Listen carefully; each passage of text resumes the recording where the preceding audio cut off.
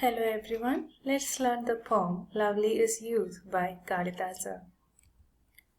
As we all know, Kalidasa is considered the greatest Indian classical dramatist poet of Sanskrit. To his credit are dramas such as Abhijnana Sakuntalam, Vikramorvashiyam and Malavikagnimithram, epic poems such as Raghuvamsha and Kumarasambhava, and the great lyric Meghadood. Abhijnana Sakuntalam of Kalidasa is the love story of Dushyanta and Sakuntala. Lovely is Youth is an excerpt from Sakuntala translated by J.G. Jennings. It is a song sung by a page at the court of King Dushyanta. The courtiers there feel pity for the king who looks quite unwell. On the nature of life of a splendid king who deals with the life of a toil is described here in the poem. This excerpt deals with the brevity and transience of youth. The poem goes like this. Lovely is youth. Lovely is youth, but quickly is it flown, as some sweet air that comes but wends unknown. Fair is the noon, but swift doth the sun fade, and peering shadows steal and fill the glade. Yet after eve there dawneth fairer night, when from heavens is drawn its veil of light. Lo, after day a wider vision shown, and from the stars God's closer love is known. Lovely is youth, but quickly is it gone, a meteor in the sky that falling shone. Not all our world suffice to fill one night, the sum of lives is but a meteor flight.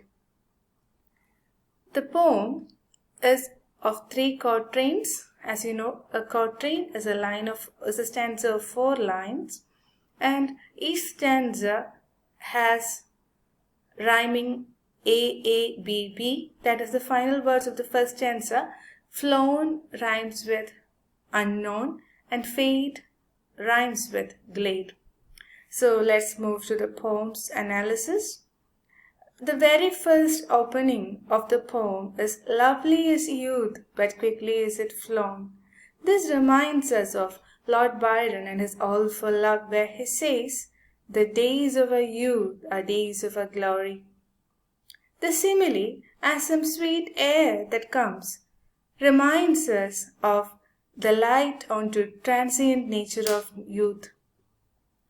Kalidasa is greatly known for his metaphors and similes, hence we call him Ubama Kalidasasya. In the second stanza, the description reminds us of William Wordsworth, the great nature lover. Here we find God's love in every aspect of nature. The veil of light is a striking metaphor used there. The third stanza employs the metaphor of a meteor.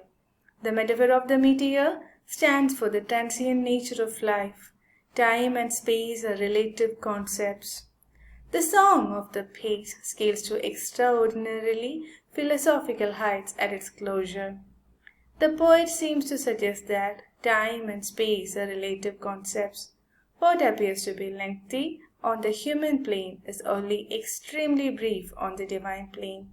The conclusion of the excerpt thus reinforces its main thematic strand that earthly existence is fleeting, and the meteor becomes a perfect symbol for this transient existence.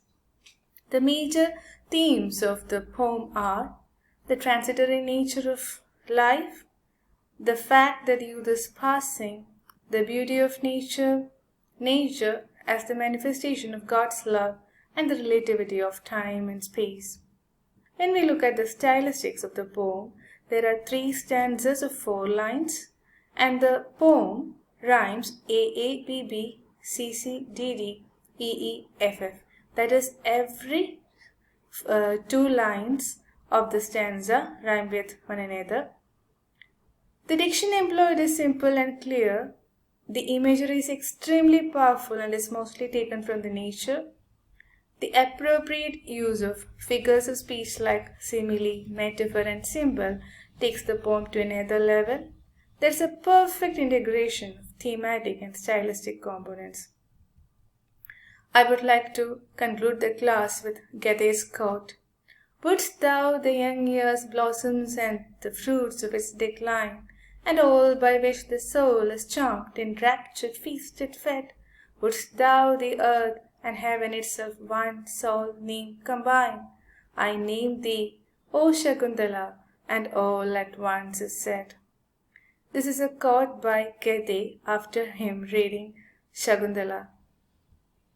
These are a couple of sites where you can get more information. Thank you.